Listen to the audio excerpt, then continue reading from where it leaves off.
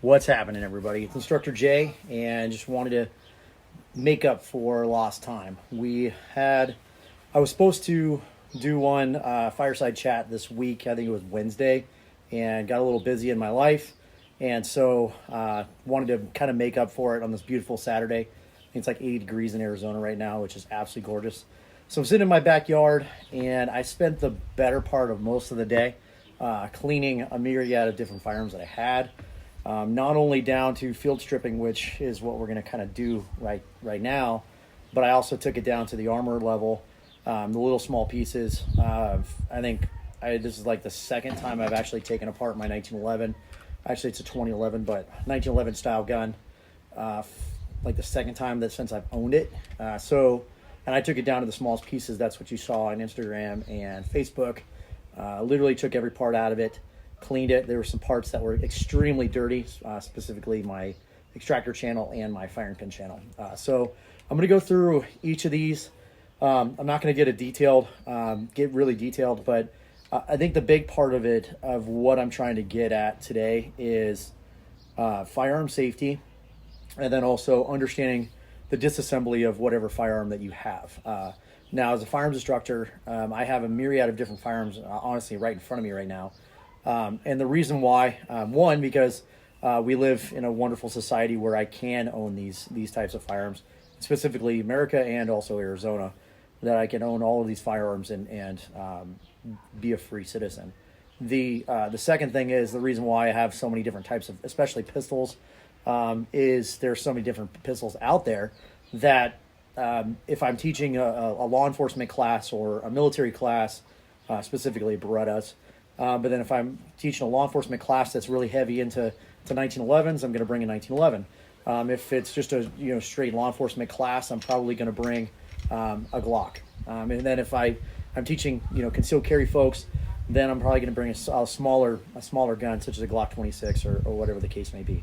So the big thing is safety. You don't want to be the guy, especially as a firearms instructor, you don't want to be the guy that shoots himself, shoots the dog, shoots the neighbor, unintentionally, because you're not being safe with it. I think everybody's seen the Tiger King video.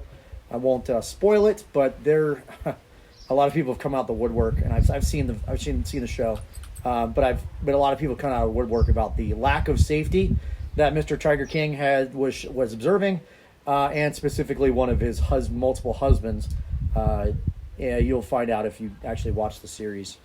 So I got roped into that. I got sucked into it. Not really roped in. I got sucked into the series, and the sheer amount of bullshittery, fuckery that is on that show with firearms. It pisses me off because it's so bad for our industry, so bad for the Second Amendment. I'll get off that soapbox. But the big thing is, you don't want to be the guy on Facebook Live shooting himself or cracking a gun off in his backyard. So the first thing that I always do whenever I go to cleaning or disassembling is I make sure I sanitize my area of any live ammunition. That is, right now there's not only no ammunition, but there's also no magazines. Now, if you need to take apart your magazines, do so and take them apart, but make sure the live ammunition is away from you. I have all of my ammunition stored in a different area so that there's no likelihood of live ammunition getting into any of these guns, because that's the tragedy. So the first thing you always want to do is if for a semi-automatic pistol is dropping the magazine out, or what we call removing the ammunition supply. Remove the ammunition supply. Of course, the gun's going to be in this condition, magazine in, and then the slide's going to be locked into battery or forward. So remove the ammunition supply, and then with the 1911, I've got to index my thumb safety, because I cannot rack the slide with the thumb safety in the safe position. So I drop my thumb safety, point it in a safe direction, push upwards on my slide stop, and as I'm pushing upwards on my slide stop, I lock the slide to the rear. And if there was any ammunition, more than likely it would have extracted, it wouldn't have ejected. So again, what next thing you do is you visually and physically check that there's nothing in the mag well, and then there's nothing in the chamber. Okay, nothing in the chamber.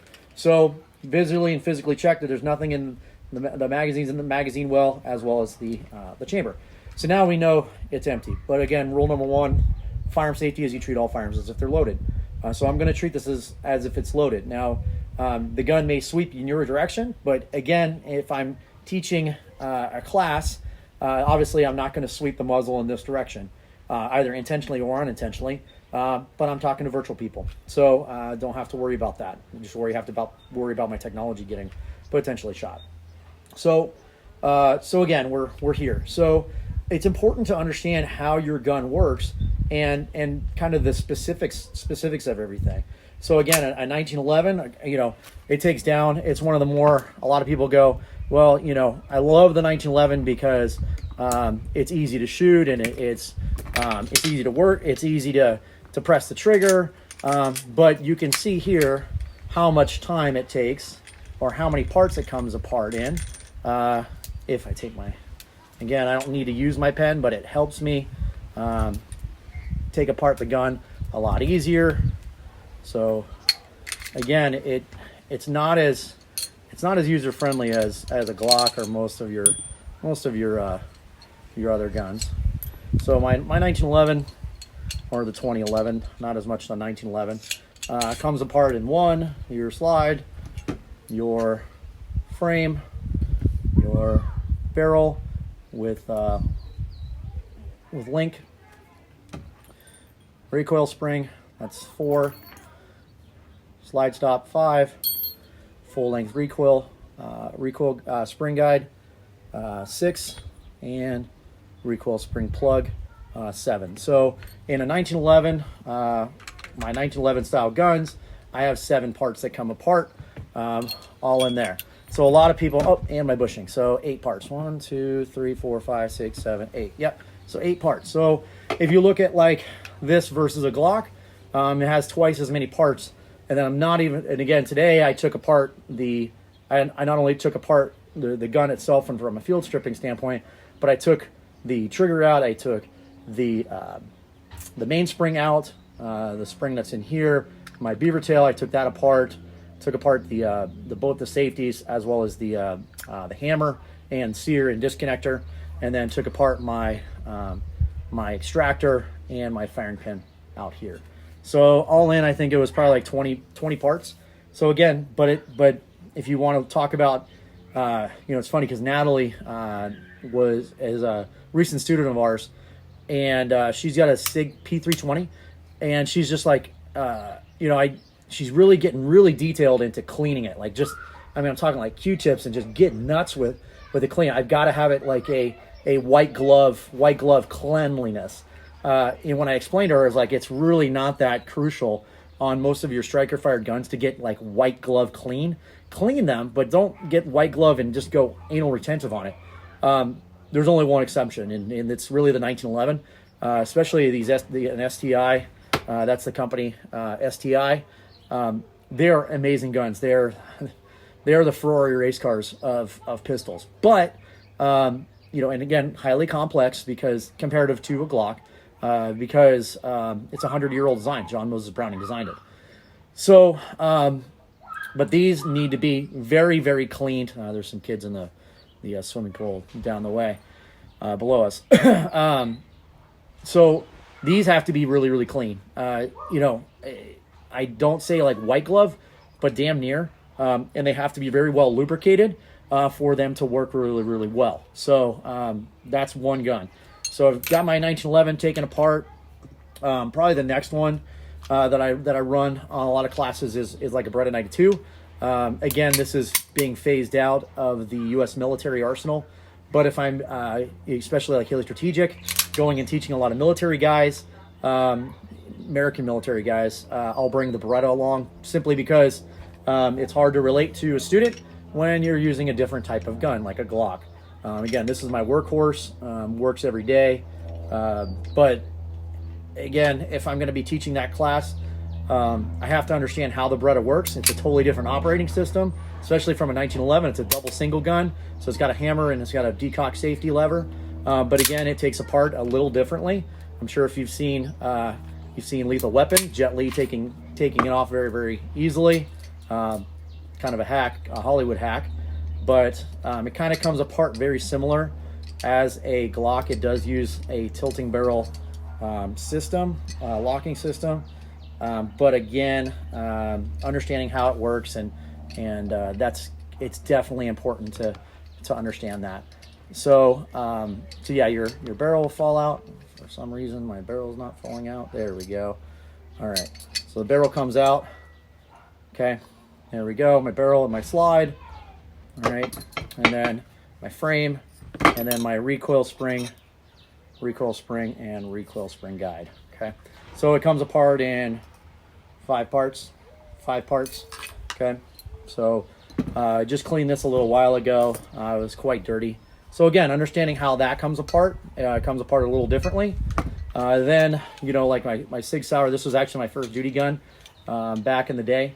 So it's a P220 Platinum Elite. It is a 45 caliber single stack gun, but again, it takes apart a little differently. Comes out, looks very similar to the Beretta, kind of, but operates a little differently. And that comes apart in 5 parts as well. Non-captured recoil spring. Again, this has to go a specific way. You know, again, taking everything apart. Today I took apart the frame specifically. So I took out the locking block, pulled that out, pulled out the takedown lever, pulled out the slide stop lever, and then cleaned the decocking lever right here. So I took off the grips and cleaned it. So you know, again, that's kind of your bread and butter SIG, and then you have your Glock. So it's a little differently. I'm trying to take down pins without that. So here we go. There we go. Comes apart, and then it comes in 4 pieces because your recoil spring is captured. So you have your grip. I took this apart down to the smallest levels because I am a Glock armor certified by Glock. So I took apart the smallest little bits on this, then cleaned the barrel, took out all the parts, the striker, safety plunger, extractor, and everything out of my slide. A lot of people ask, what are these sights? Never seen these sights before. These are actually the Haley Strategic 13 sights that I've put on my gun. I love these sights, not because I work with Haley Strategic, but there's a lot of bioscience, ocular science behind these sights. Very rapid acquisition. So cleaned everything up and went from there. So now I've got 4 pistols right in front of me, below me, that are field stripped and taken apart. And then the last thing that I always clean is my patrol rifle. So taking that apart is again absolutely crucial to clean these. They can run pretty dirty as long as they're lubricated, but I am in the habit of keeping my guns pretty well cleaned so that they work for me. So I took everything apart, stripped the lower from the upper, and then took out my recoil spring and buffer system, H3 buffer. Okay, thanks call sign for saying hey. So again, cleaned all that, cleaned the barrel, cleaned the upper receiver, cleaned the lower receiver, cleaned my buffer tube. One of the dirtiest parts of your AR-15 is your charging handle. Cleaning that is just absolutely crucial because it comes out just dirty as all get out. And then taking apart your bolt assembly, your bolt carrier group. So, you know, taking this apart is absolutely crucial because some of the most, I guess, most vital parts of this is obviously the firing pin. And then if you want to push that further, again, this locking or cam pin is very crucial to keep the gun running. And then as the bolt interfaces to the brown stuff you're going to see is actually lubricant, synthetic lubricant. I always run synthetic lubricant, so I always clean it with CLP, and then I also run synthetic lubricant. And then cleaning out your bolt carrier group, again, I have some synthetic lubricant in there so that the bolt into the bolt carrier group can freely spin and not lock up. So it's just vitally important to understand how the gun works. Again, I'm maybe a little on the techie side of how a gun works and why it does certain things.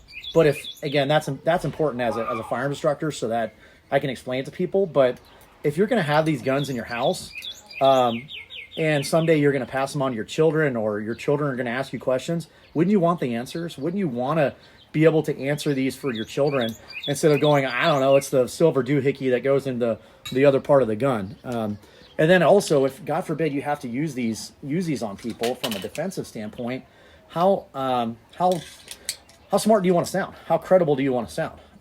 So understanding nomenclature and how the stuff comes together, takes apart, what this little doohickey is called and what's that little doohickey called, because the last thing you want to do is just say, hey, it's this doohickey and this doohickey and that doohickey.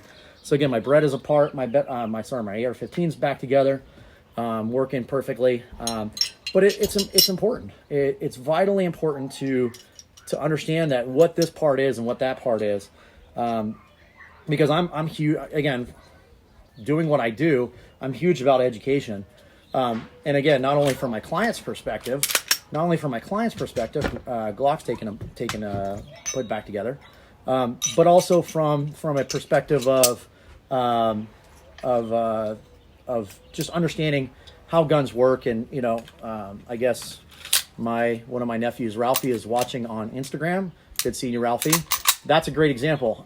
One of my nephews is watching me on Instagram, and he's watching it right now. Young, impressionable kid. No offense, Ralphie, but that's exactly what you are. Young, impressionable boy. Where do you want Ralphie to be learning from? Again, I'm gonna say it because he's doing it right now. He's learning from Instagram.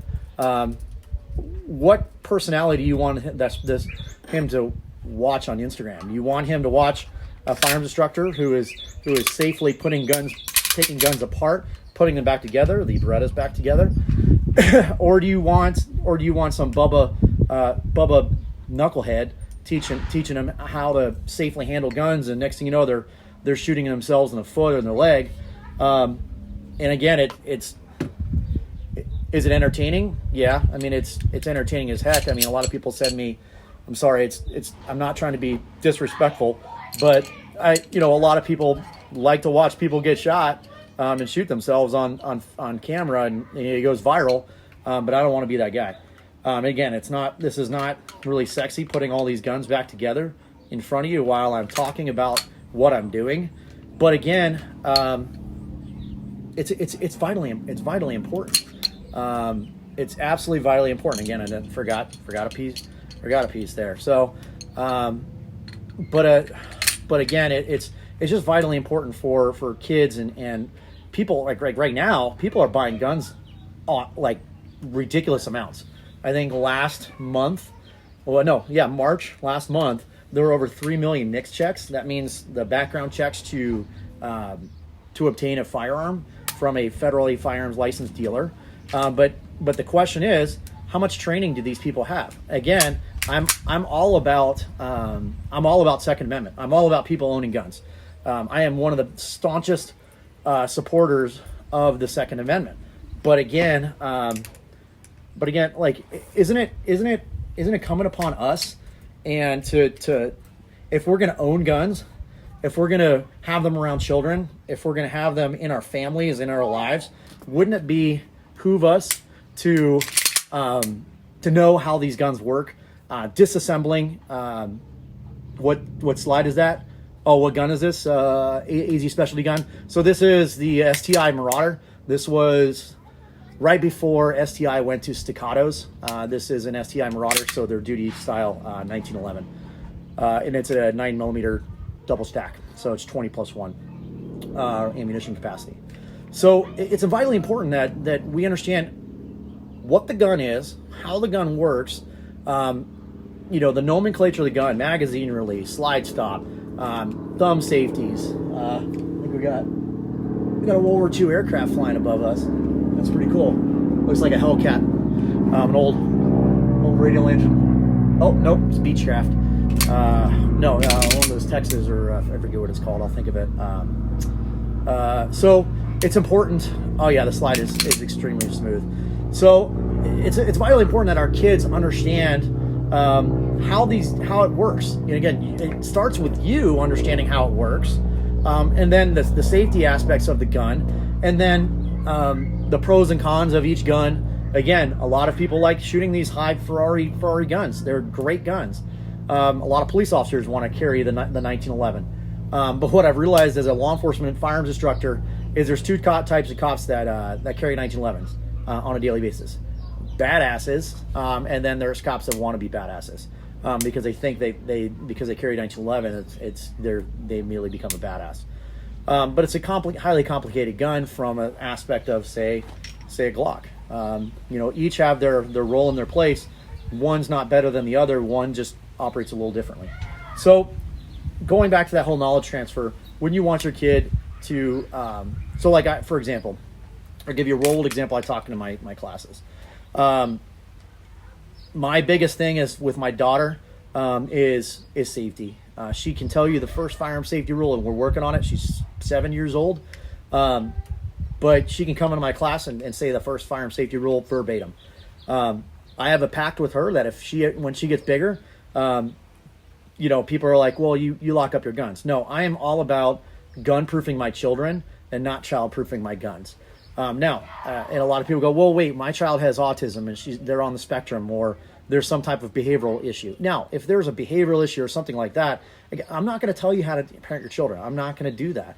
But this is what I've grown up to be, and then, Karen, and this is what we do in our house, and this is what we do in our company.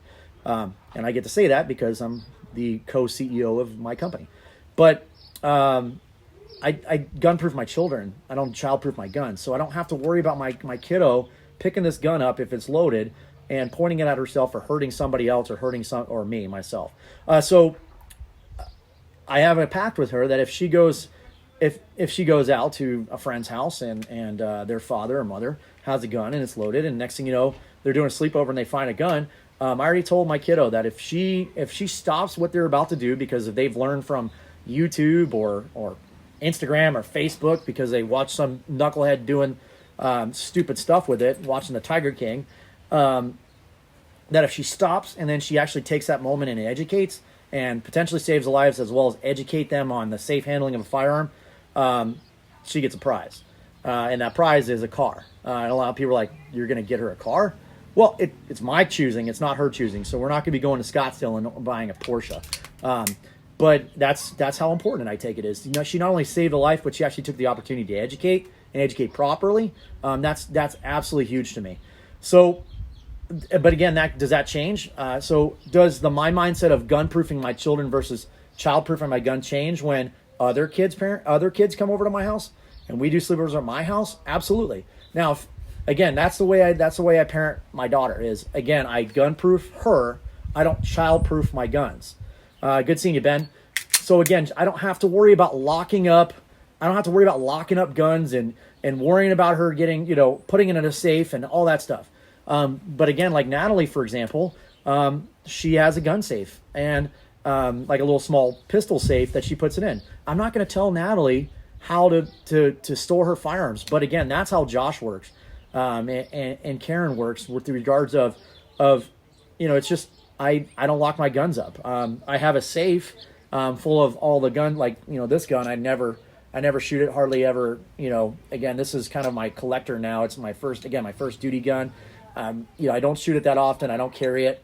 But again, like my Glock, my duty Glock that I teach classes with, my 1911. Some of them are locked up, some of them aren't, but they're concealed. So somebody breaks in my house. One, it's gonna be a bad day. Two, they're not gonna be able to find them, and I know where they're at. But I don't have to worry about my daughter getting a hold of this gun and potentially shooting herself, shooting somebody else, or hurting somebody, because she's been taught. Number one, if it's my property, she's going to ask before she can pick up the property, just from a perspective of that. Number two is the fact that this is a firearm, and it's not to be fearful of. It's to respect and understand that it can potentially hurt you or kill you. So she's not going to. If she wants to pick it up and hold it and point it and do all that stuff, all she has to do is ask. And I will never, and I say this vehemently, never. And I'm not a big fan of never, but this is one regard that I will never tell her no. I will always say, hey, baby girl, I just don't have the time right now. I'm busy, doing this or, working or doing something else. Please remind me after I get done. Please remind me, and I will gladly pull out whatever gun you want. And you can touch it, and we can make sure it's safe. And now that removes all the mystery of the gun away from her. And so now she doesn't have to go, well, what is this? What is Daddy's new gun? Or what is this new thing? It completely removes that aspect. And then once she goes out in the world, a gun that gets put into a situation, she's like, been there, done that, got the t-shirt. I don't really care about it. And right now she just doesn't. Like, it's not her thing. And I'm all about her not being that thing. And everybody's like, man, your daughter must be just want to shoot all the time. No, she really doesn't. It's not her thing. And I'm not going to push it on her. Now, am I going to push firearm safety? Am I going to prepare her for life? Absolutely. Thanks for joining us, Heather. In this world that we live in right now, where my daughter is not in school, is she learning certain things that the school doesn't teach, such as firearm safety, such as stop the bleed, learning how to put tourniquets on our mannequins, life experience, stuff like that? Absolutely. I'm taking that opportunity. I'm not big in math. I haven't seen algebra really work it out for me in my life, but I haven't been put in that situation. But I'm giving her that opportunity. So that's a big thing. Now, if a lot of people ask us, well, what if kids are coming over to your house? Now that changes a little bit, because the discussion, if kids are coming over to my house and having a sleepover with my daughter, and the thing is, one of ours is into shooting and the other isn't. Yeah, exactly, Heather. It's like, just because you have guns in the house, just because you're an avid shooter, doesn't mean your kids are. But now kids are coming over to our house doing a sleepover. That changes the game, because I don't know if these kids have learned from Call of Duty, Grand Theft Auto, YouTube, Facebook, Instagram, all these other places where you don't know how they're learning or what they're learning, for that matter. So again, that's where it kind of changes. I have to now childproof my guns in that regard, because I don't know these kids. So just food for thought on that. Understand how your guns work, and whatever gun you have, whether it's a 1911, a Beretta, a SIG, a Glock, or all the way up to your AR-15s. Just understanding how these guns work, that's vitally important. And again, it's just take the time to understand that. Not all of it is learned on YouTube University. The things we're offering right now with Guardian is we're offering a private instruction via kind of this source we're doing right now. We're literally doing Zoom meetings, video conferencing meetings, where we're learning how to take apart your gun. So me or Karen or both of us will walk you through how to disassemble your firearm.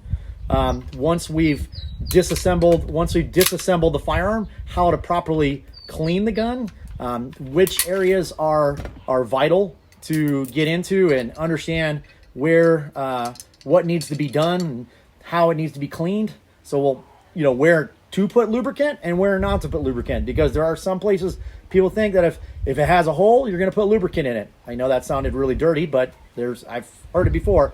If there's a hole there, I got to put lubricant in it. No, that's not the case with guns. Not going to go in your personal life.